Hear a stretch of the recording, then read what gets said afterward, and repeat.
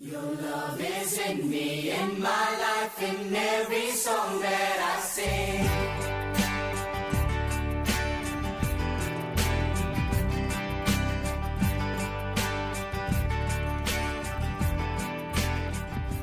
Les ofrecemos a continuación la conferencia titulada Dios Padre, por el Padre José Antonio Salles.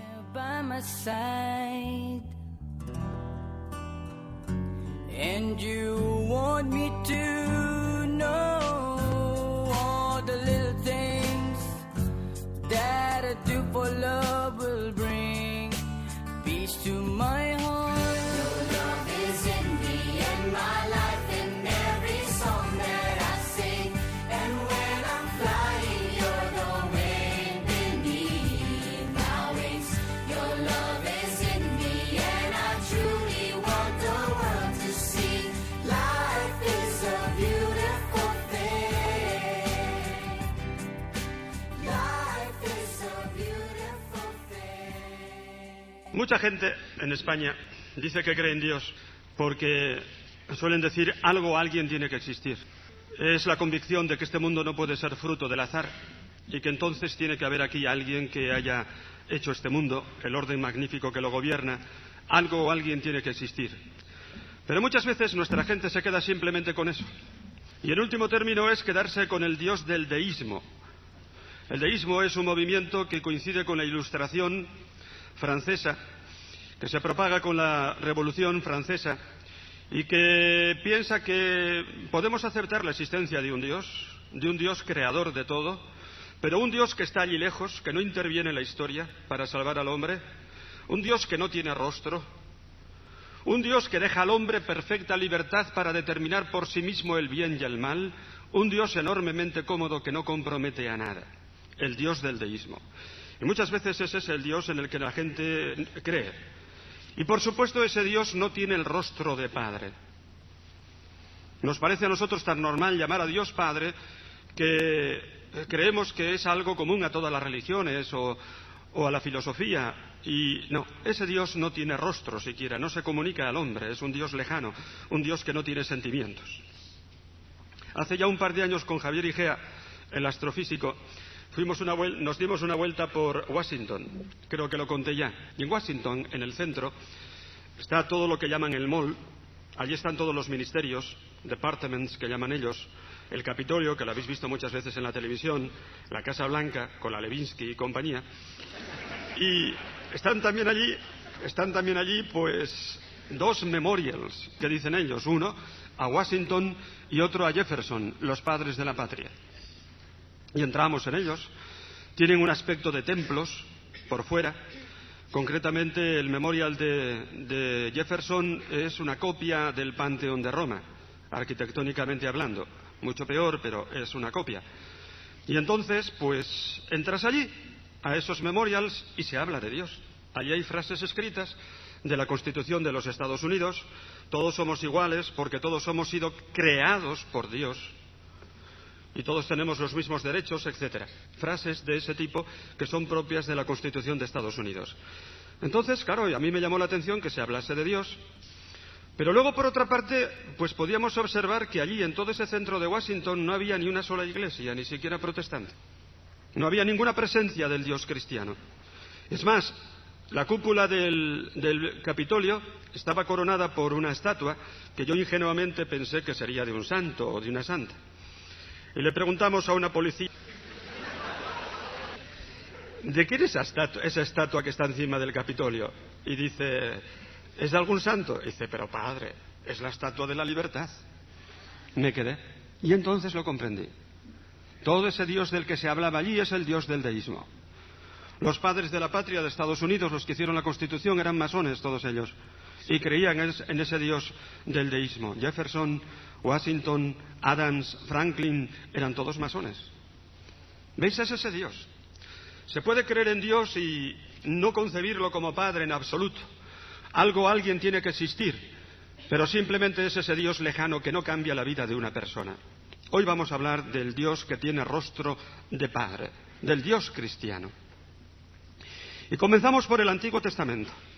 Y la primera observación que tenemos que hacer es que en el Antiguo Testamento apenas se le llama a Dios Padre. Curioso. ¿Nos parece la cosa más elemental llamarle a Dios Padre? Pues bien, si vais al Antiguo Testamento, como vamos a ver, solo tardíamente, en algunos salmos, se llama a Dios Padre de los justos. Pero normalmente no se le da el nombre de Padre a Dios. Dios se revela en el Éxodo a Moisés, capítulo 3, versículo 14 al 15, y le da su nombre y le dice que su nombre es Yahvé, yo soy. Y ciertamente ese Dios del Antiguo Testamento es un Dios trascendente, es un Dios santo, es decir, es un Dios que está por encima de las cosas creadas, que no se confunde con ellas, es un Dios que tiene, digamos, una esencia distinta de las criaturas. Es un Dios, hay que decirlo también, que interviene en la historia, salvando al pueblo de Israel, por supuesto. Es un Dios cercano, es un Dios que salva, es un Dios que, lo vamos a ver, tiene sentimientos, pero curiosamente no se le llama Padre, casi nunca. Solamente, por lo menos en los primeros libros, no se le llama Padre. Quizás para salvar la trascendencia de ese mismo Dios. Así no aparece como progenitor del pueblo. Por fin ya se le llama Padre de Israel, eso sí, Padre de todo el pueblo. Por ejemplo, en Oseas capítulo 1, versículo 1, leemos: cuando Israel era niño, yo le amé, y de Egipto llamé a mi hijo Israel, ¿veis? O lo mismo en Jeremías 31, 9, yo soy un padre para Israel y Efraín es mi primogénito. Padre de Israel, sí, padre de todo el pueblo, de toda la colectividad. También encontramos incluso que se le llama Padre del Mesías, o aparece como Padre del Mesías. Por ejemplo, en el segundo libro de Samuel, capítulo 7, cuando encontramos esa profecía en que el profeta Natán se acerca a David y le dice que uno de su linaje va a reinar definitivamente sobre Israel, dice Natán de Dios, pone en boca de Dios estas palabras: yo seré para él como un padre y él será para mí como un hijo. Y entonces tienen esa idea los judíos de que el Mesías que un día ha de llegar será hijo de Dios, pero, por supuesto, en un sentido adoptivo, no como nosotros lo hemos encontrado y ahora vamos a ver en el Nuevo Testamento. Eso de que realmente el Mesías sea hijo de Dios en un sentido divino, adoptivo, en un sentido divino, trascendente, no lo podían ni imaginar. No lo podían ni imaginar. En un sentido adoptivo, el Mesías aparecerá ciertamente como, digamos, hijo de Dios. Así lo consideran. Y después, por fin, ya como os he dicho, en los últimos libros, en algún salmo, concreto el Salmo 73, 15, aparece ya Dios como Padre de los justos, de los individuos que son justos. Pero curiosamente, como digo, no se le llama Padre. Curiosamente, apenas se le llama Padre. Y subrayo esto otra vez porque, vuelvo a repetir, nos parece que eso de Padre es tan elemental que en todas las religiones se le llama así, Padre. No, eso es algo que yo no digo casi o exclusivamente, pero casi es específico del cristianismo. Porque indudablemente Dios se nos ha revelado como Padre, como lo vamos a ver, a través de su Hijo. A través de su Hijo Cristo. Cristo es el que nos ha revelado fundamentalmente el rostro del Padre. Y si nosotros tenemos tan metida en el corazón esa idea de Dios Padre, en el fondo es porque Jesucristo siempre se dirige así a Él. Curiosamente, también en el Antiguo Testamento se dice que Dios ama con una ternura maternal. Por ejemplo, Salmo 131, 2. Acallo y modero mis deseos como un niño en manos de su madre. O Isaías 49, 15. ¿Puede una madre olvidarse de su criatura? Pues aunque ella se olvide, yo no te olvidaré. O Isaías 66, 13. Como una madre consuela a su hijo, así os consolaré yo. ¿Veis? Dios ama con ternura de madre, tiene sentimientos de madre, aunque eso sí, nunca, jamás en el Antiguo Testamento a Dios se le llama madre, tampoco en el Nuevo. Y podríamos hacernos una pregunta, si queréis, para el diálogo. ¿Por qué en todo el Antiguo Testamento, por qué en toda la tradición cristiana no hay una sola oración en la cual le digamos, oh Señor, tú que eres nuestra madre? ¿Conocéis alguna oración en ese sentido? Ni una sola, ni una sola. Jamás. Ahora, que Dios tenga corazón de madre, que Dios ame con entrañas de madre, sí. El mismo adjetivo rahum, que significa misericordioso, viene de rahamín, que son las entrañas maternas. Y la palabra rehem significa el seno materno. De ahí viene rahum, misericordioso. Eso sí, que Dios tenga una finura de amor de madre, que Dios ame con entrañas de madre, que Dios se conmueva como una madre, eso sí. Pero llamarle madre en ninguna ocasión se le llama en el Antiguo Testamento y tampoco en el Nuevo, en ninguna oración. Yo os emplazo a que me digáis cuándo en la liturgia tenemos una oración en que digamos, oh Señor, tú que eres nuestra madre. No. Pero lo dejamos para el diálogo, ¿entendido? Si pagáis bien, os doy mi opinión sobre el asunto. ¿Entendido? Porque esto cuesta unas pesetillas, el saber por qué no se le llama nunca madre a Dios en toda la tradición. Ahí hay algo sobre lo que hay que reflexionar. Pero llegamos al Nuevo Testamento y nos encontramos con Cristo. Cristo es el que nos descubre el rostro de Padre de Dios, al descubrir al mismo tiempo su identidad de Hijo único y en sentido trascendente. Tanto es así que, como sabéis, Jesucristo le llamaba siempre en su oración personal a Dios Abba, ya lo sabéis eso, que es diminutivo en arameo y significa papá. Siempre en su oración le llama así, papá. Tenemos incluso un texto en el capítulo 14 de Marcos, en Getsemaní, en el que aparece incluso la misma palabra aramea, Abba. Abba, Padre, aparta de mí este cáliz. ¿Os acordáis? En ese texto incluso se conserva la palabra Abba. Pero hay un exegeta alemán que se llama como el profeta Jeremías, sin acento, pero se llama así. Y ha muerto como todo el mundo. Todos los profesores que he tenido yo, buenos, y de la gregoriana, todos han muerto. Este hombre que me ha hecho muchísimo bien a través de sus libros también ha muerto. Es una generación de gente magnífica que está desapareciendo ya de la Iglesia. Este Jeremías, aun siendo protestante, ha hecho mucho bien. A mí particularmente me ha hecho mucho bien con sus escritos, porque es un hombre creyente, profundamente creyente. Enemigo acérrimo de Bultmann, escribe sus libros normalmente contra las tesis de Bultmann. Este hombre ha venido a decir que Jesucristo siempre en su oración personal llamaba a su Padre Abba. Y lo ha demostrado con una prueba clarísima de esas que suele aportar él. Es un hombre claro, es un hombre que se le entiende a la primera, no parece alemán por eso, ¿entendido? Y entonces muchos no le tienen por inteligente porque se le entiende todo, ¿entendido? Este hombre ha dado una prueba clarísima y dice, miren ustedes, cuando Jesucristo, en los evangelios que los tenemos en griego, por ejemplo, Mateo 11, te bendigo Padre porque estas cosas las has ocultado, sabios e inteligentes, y las has revelado a los pequeños. ¿Recordáis ese texto?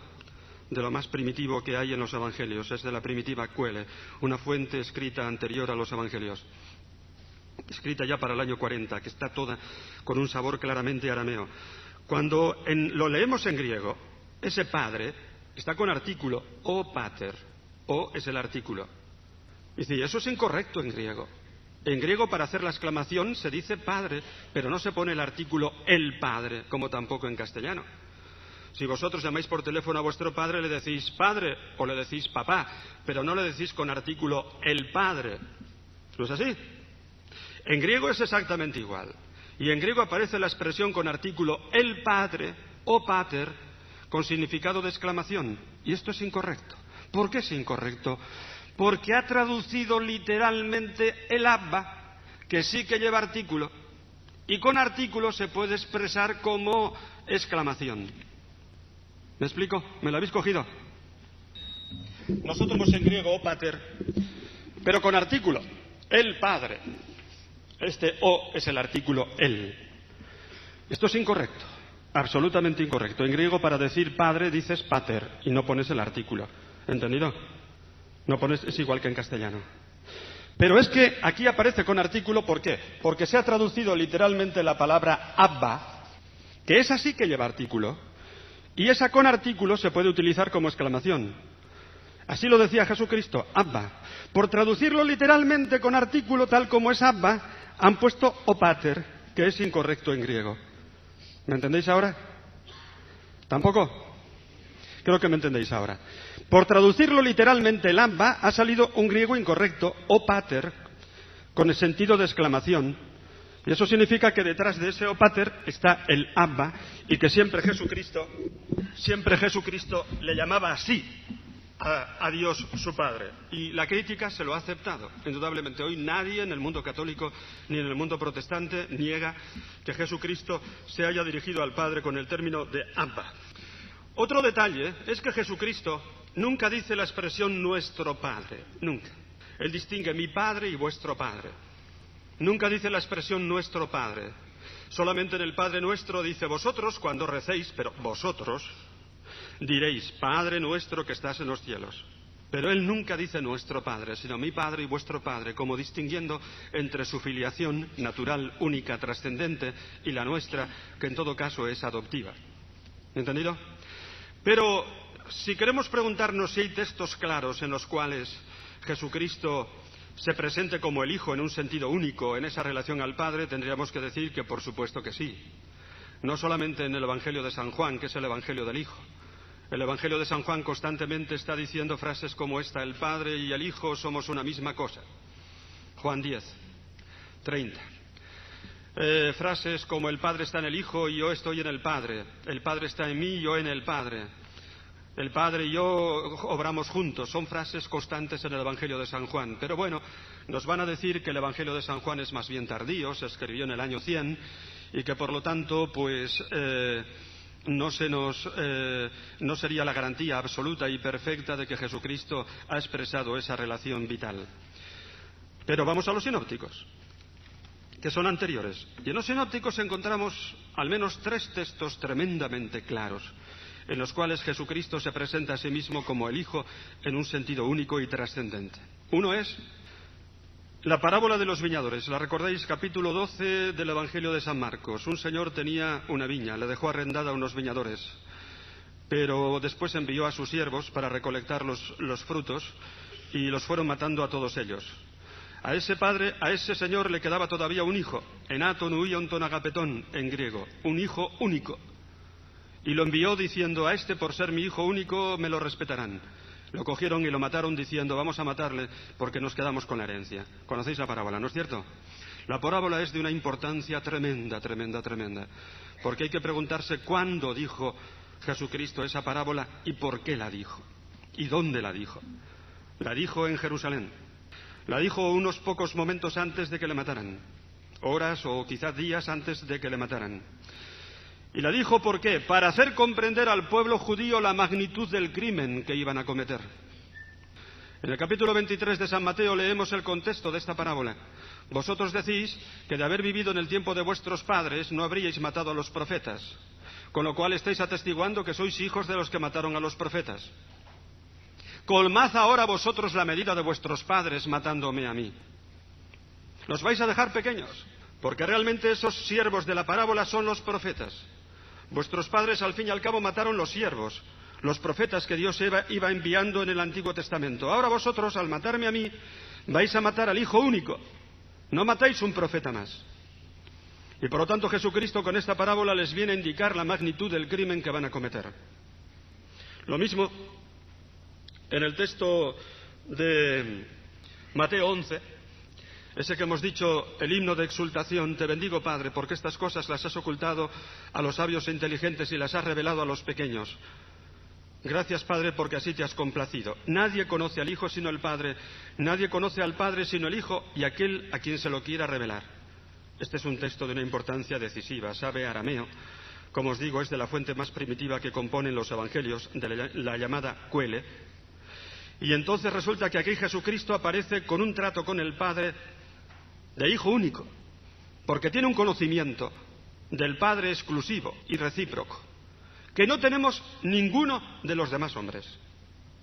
Porque los demás hombres podemos conocer a Dios Padre por fe, aceptando la revelación del Hijo.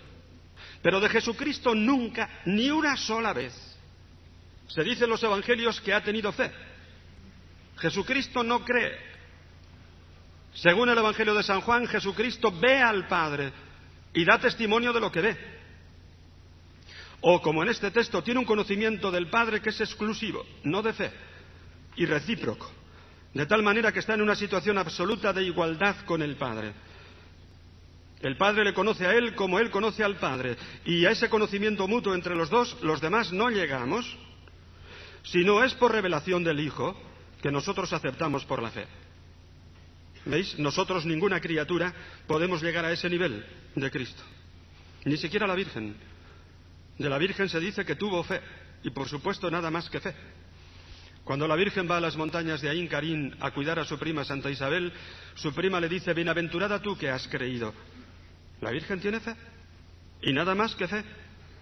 Por eso el Concilio Vaticano II, el Lumen Gentium dice de María que peregrinó en la fe.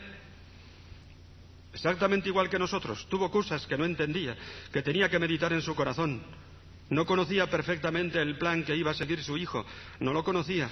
Tuvo que ir descubriéndolo por la fe y al final se encontró que ese descubrimiento le llevaba al pie de la cruz, donde de nuevo repitió ese sí que había dado al ángel en el momento de la encarnación. Pero de Jesucristo ni una sola vez se dice que tiene fe. Esa es una prueba clara de su divinidad.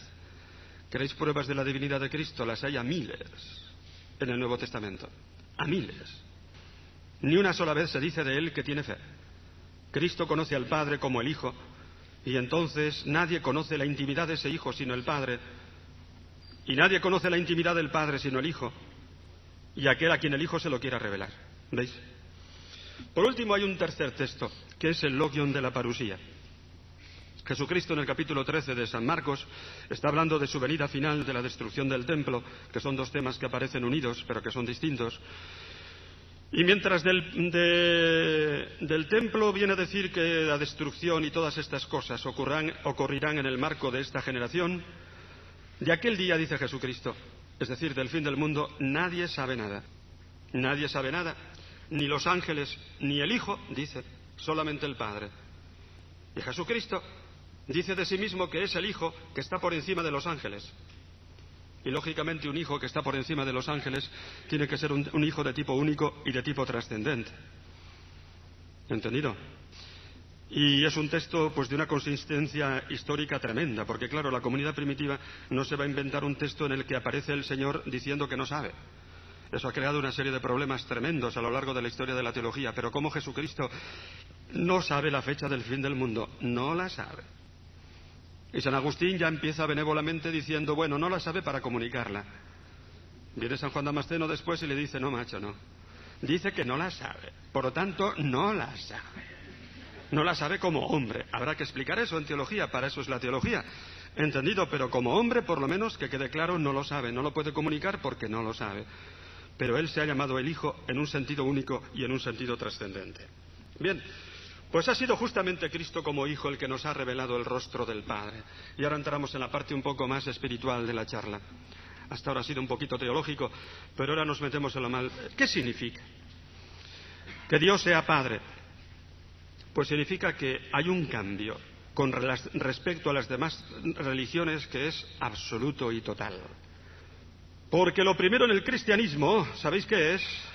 No es cumplir los mandamientos. Claro que hay que cumplirlos. No vamos a quitar ni un solo mandamiento. Pero lo primero en el cristianismo es darse cuenta de que gracias a Cristo tenemos en el Padre un amor inmerecido, un amor escandaloso, un amor realmente que nos tiene que sorprender. Porque llega Cristo y lo primero que hace es romper la teología del mérito que tenían los fariseos. Los fariseos, lo sabéis, tenían 613 mandamientos, ¿no es cierto? No está mal, ¿eh?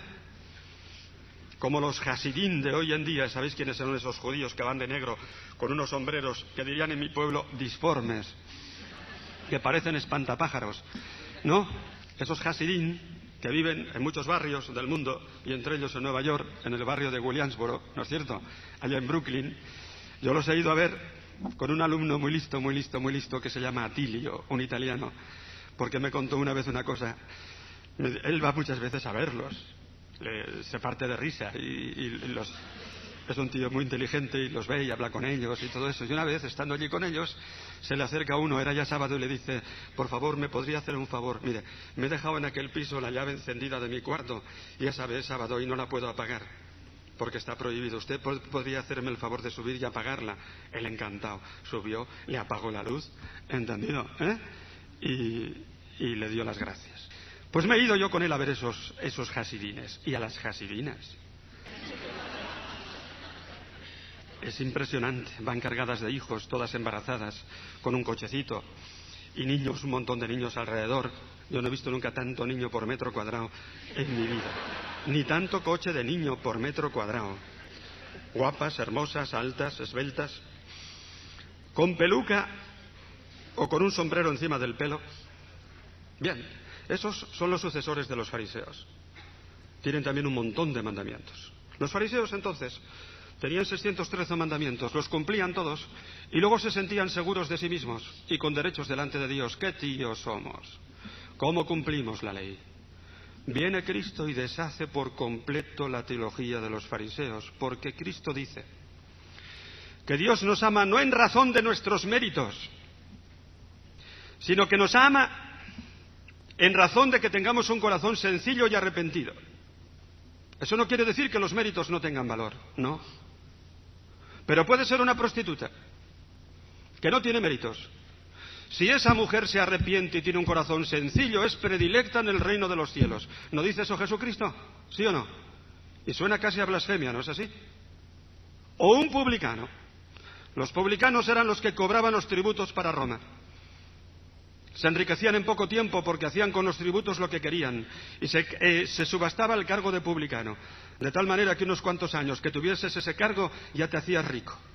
Los fariseos no les saludaban por la calle a los publicanos, no les llamaban jamás a un juicio a declarar porque su testimonio no valía, y no se les invitaba a las bodas, y decían que ni Dios mismo podría salvar a un publicano. Viene Jesucristo, llama a Mateo, y entonces rompe la teología del mérito de los fariseos porque dices que si uno de esos publicanos arrepentido acoge el reino de Dios con un corazón sencillo, es un predilecto de Dios. Eso suena a blasfemia. Pero es que lo que realmente llama la atención del Evangelio es que el Evangelio rompe con los esquemas de todas las religiones. En las otras religiones hay que cumplir los mandamientos y hay que creer en Dios, como en el Islam, pero nada más. Lo primero en esta religión no son los mandamientos. No es el moralismo del cumplir, claro que hay que cumplir, pero como consecuencia de haber encontrado un amor que no nos merecemos. Lo primero en el cristianismo es sentirse amado por Dios inmerecidamente, escandalosamente. Y si no hemos llegado todavía a eso, quiere decir que no nos hemos enterado del Evangelio. Que Jesucristo entra a la casa de un fariseo llamado Simón y viene una prostituta, ¿os acordáis? Bien, llega la mujer y entonces rompe un frasco costoso y le unge los pies al Señor con sus cabellos, se gasta un dineral y se escandaliza enseguida el fariseo diciendo: este no es un profeta, si fuera un profeta sabría quién es la que le está lavando los pies. Y contesta Jesucristo: Simón, te pongo una parábola. Había dos deudores, uno que debía muy poco y otro que debía mucho, y los dos fueron perdonados por el amo. Después, ¿cuál de esos dos amará más al amo? Y contesta el otro con lógica: pues lógicamente aquel que se le ha perdonado más. Esto es. Lo has entendido muy bien. Esta mujer ama más porque se le ha perdonado más. Y en el fondo la clave está en el amor. Tú estás guardando los mandamientos, pero eres incapaz de amar. Esta mujer está llorando de alegría y se gasta un dineral. Tú no me has lavado los pies ni has hecho una fiesta. Tú no te has gastado un duro. Entendido, cumple los mandamientos, pero no eres capaz de hacer una fiesta porque no has entendido lo que es el amor de Dios. Esta mujer, en medio de su pecado, ha entendido lo que es el amor de Dios. Se ha arrepentido. Tiene un corazón sencillo y arrepentido y en el fondo está más cerca del reino de Dios que tú. Esto es el Evangelio. Esto es el Evangelio. Con esto no digo que hay que pecar, ni muchísimo menos. Con esto no digo que los méritos no tengan su valor, ni muchísimo menos. Con esto no digo que haya que quitar los mandamientos, ni muchísimo menos. Y lo que digo es que hay un orden, una jerarquía de verdades.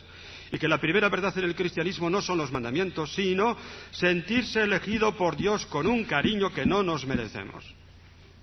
El primer mandamiento de la ley de Dios lo tendríamos que cambiar. No es amar a Dios sobre todas las cosas. Es dejarse amar por Dios sobre todas las cosas. Es creer que tenemos un Dios que se vuelve loco por nosotros y gozar y disfrutar de Él como un niño. Claro que sí. Claro que sí. Nadie nos ha dicho que el primer mandamiento de la ley de Dios es disfrutar de Dios como niños. Pues lo dice Cristo: te bendigo, Padre, porque estas cosas las has ocultado a sabios e inteligentes y las has revelado a los pequeños, los pequeños, los pequeños. Constantemente Jesucristo está con el tema de los pequeños. Y los pequeños pueden ser los niños, los enfermos, los pobres, pero sobre todo los pecadores arrepentidos. Y el Evangelio se las revela a los sencillos. Y el Evangelio es para los sencillos. Yo voy a dar clase al seminario de los Kikos a Brasilia. Y me dijeron que se ha convertido un matón de esos profesionales, que había matado a 76 personas. Un tío que no falla nunca, frío, que le pagan unas cantidades enormes y que no lo han metido nunca en la cárcel porque también lo utiliza el gobierno. Y un día fue a una de las convivencias de los Kikos a cargarse a uno. Una pistola con silenciador, plis, plas, fuera. Y 1.000.000 de pelas. Y resulta que le oyó a Kiko una charla sobre el amor de Dios y se convirtió allí mismo. Y sacó las pistolas y dijo, yo ya no mato más. Parece terrible tener que decir que ese hombre es un predilecto de Dios, pero decirme vosotros, ¿lo es o no lo es? Eso es el Evangelio. El Evangelio rompe todos los esquemas. Por lo tanto, tendríamos que romper el primer mandamiento diciendo que el primer mandamiento de la ley de Dios es dejarse amar por Dios como un niño. Yo recuerdo hace unos años estuve dando unos ejercicios en un monasterio en Córdoba, en las montañas de Córdoba, de carmelitas descalzas. Allí, me dijeron las monjas, había pasado la luna de miel Balduino y Fabiola, en un palacio que está contiguo al convento. Yo entonces les pregunté a las monjas, por favor díganme cómo era Balduino, díganme. Me gustaría saber qué hice Balduino. Le hacía de monaguillo a nuestro cura todos los días, el rey de Bélgica haciendo de monaguillo. Y luego se ponía en aquel rincón a rezar, y se ve que disfrutaba de Dios como un niño. El rey de Bélgica haciéndose como un niño delante de Dios. Eso es el Evangelio. O otra anécdota, André Frossard. Estábamos una vez en un congreso en Roma sobre el ateísmo. André Frossard es un judío que se convirtió hace unos años, ya se ha muerto, como todo el mundo. Es que todos mis profesores, todos han caído ya. Y entonces, pues, llegó a ser muy amigo del Papa, lo sabéis, André Frossard. Y este hombre judío vino a darnos una conferencia allí se titulaba El arte de creer. Comenzó, era un paraninfo como esto, y vio que había muchos curas, yo entre ellos, y arremetió contra nosotros. Y dice, veo que aquí hay muchos sacerdotes. Quiero deciros una cosa, que vosotros los sacerdotes habláis mucho de solidaridad y de compromiso humano, y todo eso está muy bien. Pero sois incapaces de entusiasmar a nadie hablando de la maravilla del amor de Dios. Yo, desde que me convertí, todavía no me he acostumbrado a la maravilla del amor de Dios. Este hombre vivía desde los 20 años que se convirtió sorprendido de que Dios le amase así. Eso es ser cristiano. Vivir sorprendido con un cariño que no te mereces. Y entonces lo malo, sabéis, de ser buenos es que quizás pues no vivimos sorprendidos, cumplimos los mandamientos, pero ojo, nos falta lo principal, vivir sorprendidos de que Dios nos ame con un amor que no nos merecemos. Ese es el primer mandamiento. Y ese es el rostro de Dios Padre que revela Jesucristo. Hoy nos han hablado de la parábola del hijo pródigo. Ayer. Esa parábola, se os ha dicho muchas veces, no debiera llamarse, dice Serfo, un exegeta belga, no debiera llamarse parábola del hijo pródigo, porque el protagonista no es el hijo pródigo. El hijo pródigo vuelve a casa porque no le queda un duro. También mis sobrinos. Porque no le queda un duro. El protagonista es el padre. Y fijaros, hay una contraposición entre la postura del hijo mayor y el padre. El hijo mayor representa a los fariseos. Toda la vida aquí guardando 613 mandamientos y no me has dado un cabrito para comérmelo con mis amigos. Viene ese hijo tuyo y haces una fiesta. Y la respuesta del padre es impresionante. Tú ya me tienes a mí. Y no sabes disfrutar de mi presencia. Y no puedes comprender entonces la grandeza del amor. Y tienes envidia. No has comprendido nada de nada. Y resulta que entonces el padre, dice San Lucas, vio venir al hijo, corrió, se le echó al cuello y lo cubrió de besos. E hizo una fiesta. Y le perdona su pecado, porque el hijo vuelve sin reclamar su condición de hijo. No, él no reclama su condición de hijo, ya sabe que no tiene derecho. Se la ha gastado, la herencia. Por lo tanto, lo que reclama es a ver si puede ser un jornalero más. Pero lo escandaloso de la parábola es que su padre le da el amor que no se merece, le devuelve la condición de hijo y le devuelve la condición que tenía antes de pecar. Dios perdona así, ¿sabéis? Y hay que decirlo, Dios es Padre sobre todo perdonando. Dios no disfruta nunca tanto como cuando le damos la oportunidad de perdonarnos. Yo recuerdo que una vez con una muchacha que se había confesado de haber perdido la virginidad, yo le dije, ya está, Dios ya te ha perdonado. Y me dice, sí, pero ya nada será como antes. ¿Cómo? Eso lo dices por orgullo, porque te fastidia en tu amor propio haber caído. Si fueras cristiana sabrías que Dios te perdona de tal manera que vuelves a ser virgen en tu corazón, que es lo que importa. Porque Dios cuando perdona no solamente perdona, sino que olvida. No solamente olvida, sino que recrea. Te da la dignidad perdida que tenías Antes de pecar, en tus mejores tiempos. Dios perdona lo grande, nosotros los hombres no sabemos perdonar. Y por eso decimos esa frase, yo perdono pero no olvido. Dios perdona así, y Dios es Padre sobre todo perdonando. Y esa parábola del hijo pródigo, de cuya historicidad nadie ha dudado, ni siquiera Bullman, le debiera haber servido para convertirse, ¿no? Pero a veces la soberbia lo impide, ¿sabéis?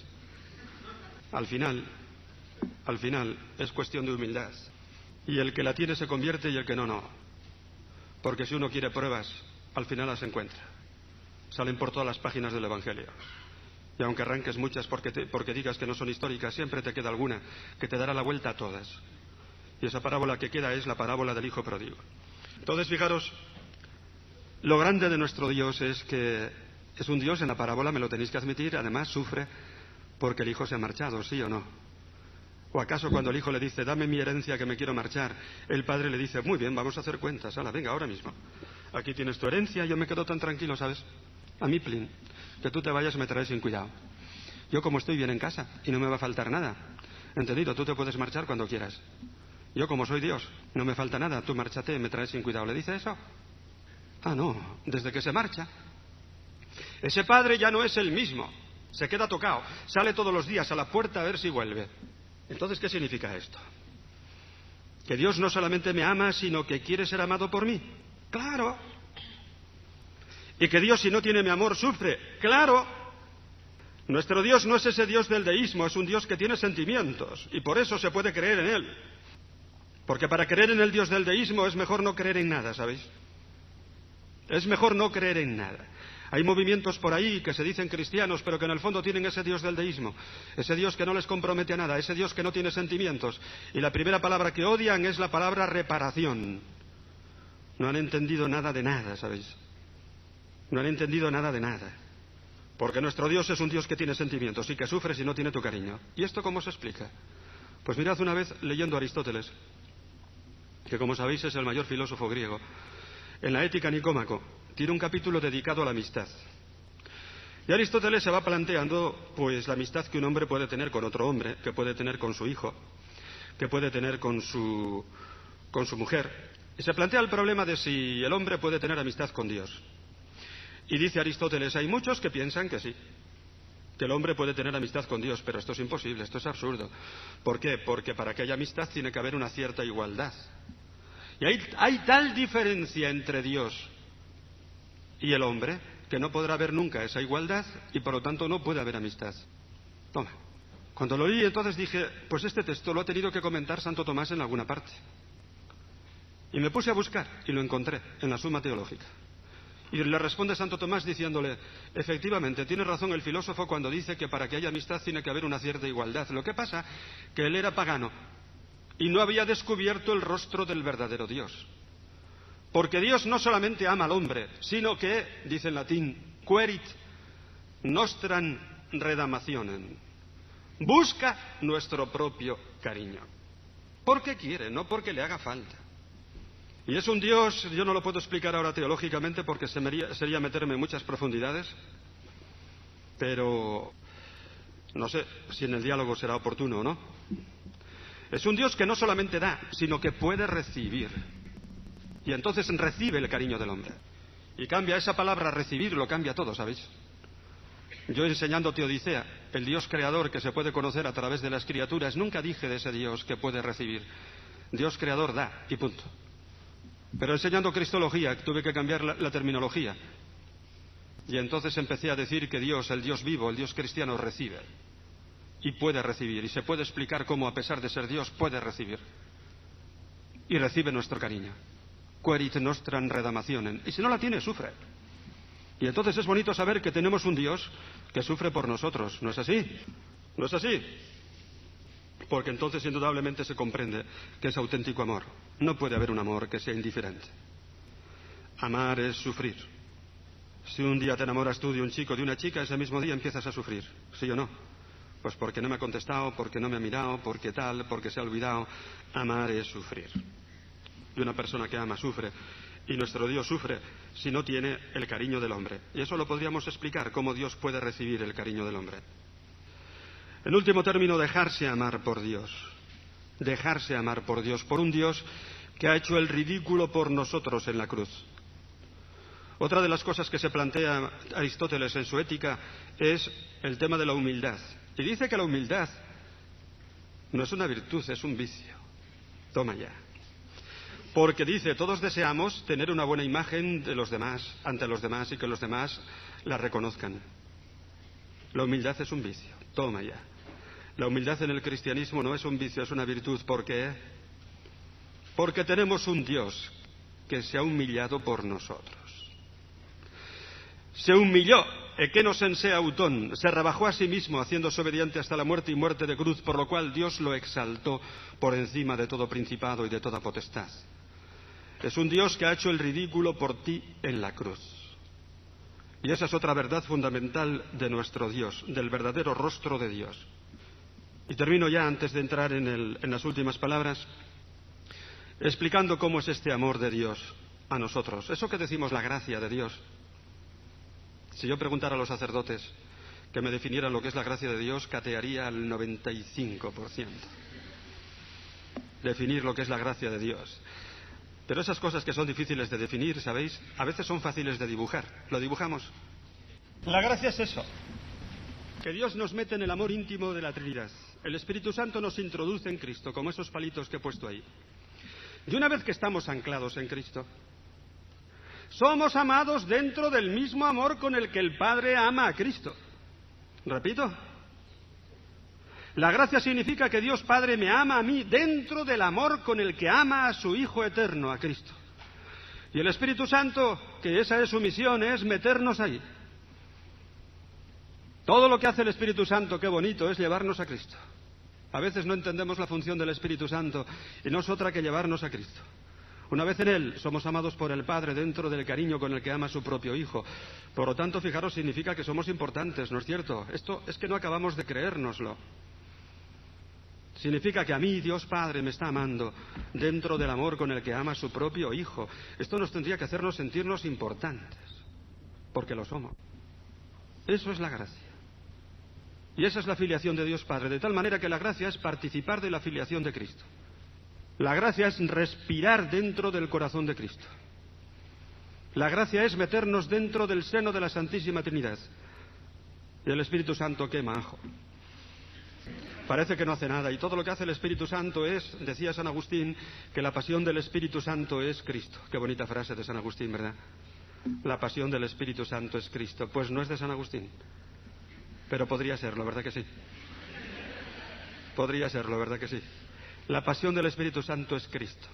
El Espíritu Santo lo que hace es que comprendamos la palabra de Cristo. El Espíritu Santo es lo que hace llevarnos a la santidad de Cristo, santificarnos en Cristo. El Espíritu Santo no se mueve nunca de ese eje que es Cristo, porque ya en Él tenemos abierto el acceso al Padre. Pues esto es, y termino ya. ¿Qué significa en concreto eso de dejarse amar por Dios? Significa, primero, dejar nuestras preocupaciones en manos de Dios, casi nada. Vivimos agobiados la mayor parte del tiempo. Yo en una de las últimas confesiones me he tenido que confesar de haberme agobiado. Me sacaron de quicio en los aviones viajando a Brasil desde Roma. Tuve que pasar por 6 aeropuertos para ir de Roma a Brasilia. Me mandaron por Bruselas. Después en Bruselas tenía que coger un avión para Río de Janeiro. Resulta que me equivoqué un poquito porque cambiaron los horarios y perdí el avión. Y entonces me di cuenta y no faltaban más que 5 minutos y a otra chica le pasó una mulatilla, una chica mulata brasileña. Le pasó lo mismo y por 5 minutos no nos dejaron entrar en el avión. Nos quedamos allí en pie en Bruselas los dos. Y yo ya quería decir algún taco. Pero como iba vestido de cura, pues no me atreví a decir ningún taco, pero se me notaban ya los nervios, ¿entendido? Y entonces, ¿qué hacemos aquí? ¿Qué hacemos? Pues miren, ustedes tienen que pasar la noche y mañana, si quieren, pues se van a Zúrich. Y en Zúrich cogen otro avión para ir. Pero que tenemos que ir a Zúrich. A coger otro avión para Río de Janeiro. Sí, no hay otra posibilidad. Pero bueno, por favor, ¿y dónde están las maletas? Ah, no sé. ¿Cómo que no saben dónde están las maletas? Nosotros tenemos unas maletas metidas en un folio.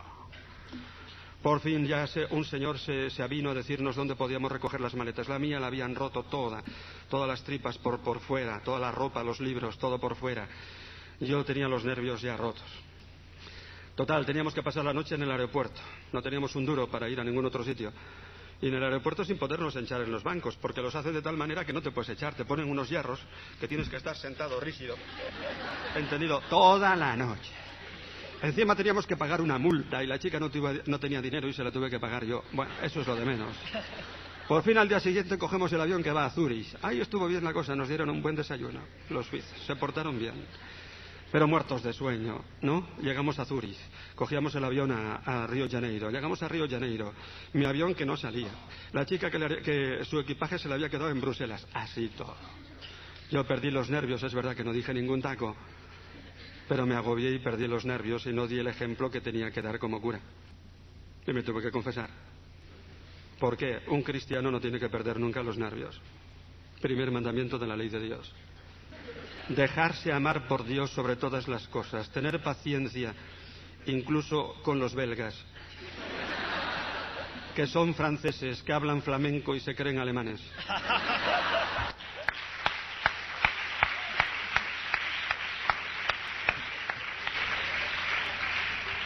Como los argentinos, que son italianos, que hablan español y se creen ingleses. Pues perdí los nervios. Dejar las preocupaciones en manos de Dios. Muchas veces decimos que amamos a Dios, ¿sabéis? Pero es falso. No nos dejamos amar. No dejamos el futuro en sus manos. No confiamos en Él. Y lo que más nos cuesta es confiar. Y lo bonito de la fe y de la creencia en Dios es ser como niños y confiar en Dios. Lo bonito de la fe es abandonarse. Lo que más maravilla a Jesucristo, lo que le toca al corazón es cuando ve a un hombre o una mujer con fe. La cananea, esta sí que tiene fe. Esta sí que tiene fe. No he visto una fe como la de esta mujer en todo Israel. Dios se emociona ante la fe, ante el abandono, ante la confianza, ¿sabéis? Y a nosotros lo que más nos cuesta es confiar en Dios. Por lo menos a mí me cuesta. Confiar en Dios. Segundo, dejarse amar por Dios sobre todas las cosas significa tener a Cristo como centro, como clave de tu propia vida. De tal manera que todo lo demás es relativo. La fama, el prestigio, el dinero. No se puede amar a Dios Padre sin tener un amor loco por Cristo. Y entonces lo bonito de nuestra fe es que el amor a Cristo es la clave que lo explica todo lo demás. Si no existe ese amor, todo lo demás se hunde. Y si existe, la vida del hombre queda completamente llena. Porque ya no se trata de guardar unos mandamientos, se trata de tener un amor que te coge toda la persona, que te embarga. Y Jesucristo lo expresa así: el que ama a su padre o a su madre más que a mí no es digno de mí. El que busque su vida la perderá, el que la pierda por mí la encontrará. Bienaventurados seréis cuando os persigan y digan contra vosotros toda suerte de males por mi causa, regocijaos y alegraos. Al que me confiese a mí delante de los hombres, yo le confesaré delante de mi Padre que está en los cielos. Y al que me niegue a mí, yo le negaré delante de mi Padre que está en los cielos. Ser cristiano es, por lo tanto, hacer el ridículo por Cristo. Me decía un matrimonio joven de Madrid, padres de 8 hijos, a pesar de su juventud.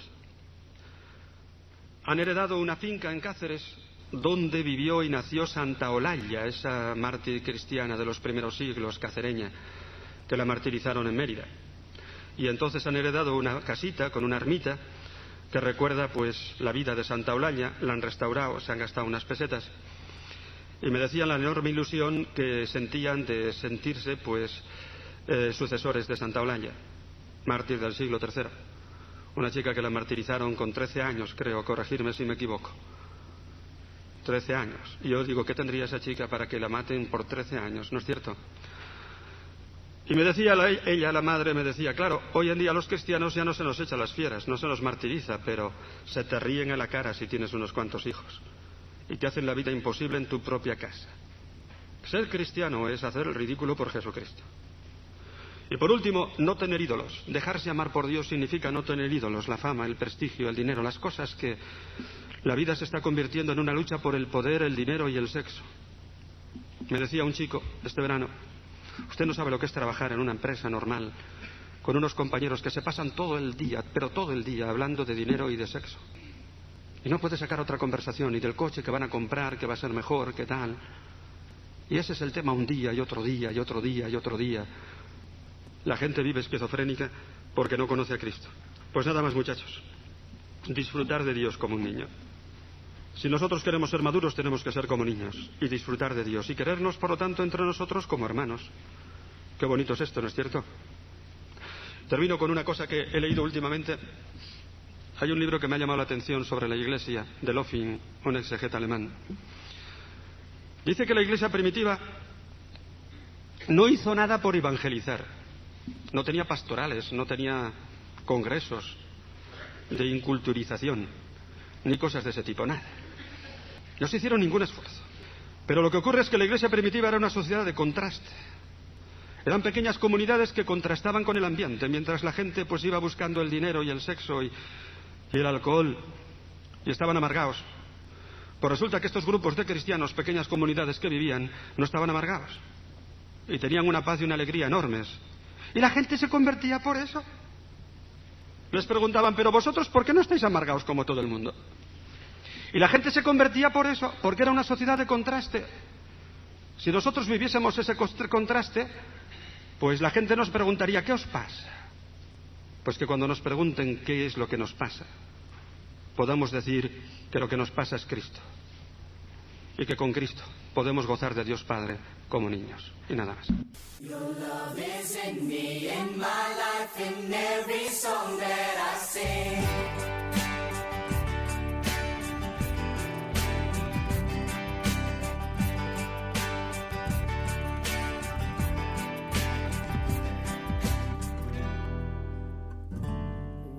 Les hemos ofrecido la charla titulada Dios Padre, a cargo del padre José Antonio Salles. And you want me to know all the little things that I do for love will bring peace to my heart.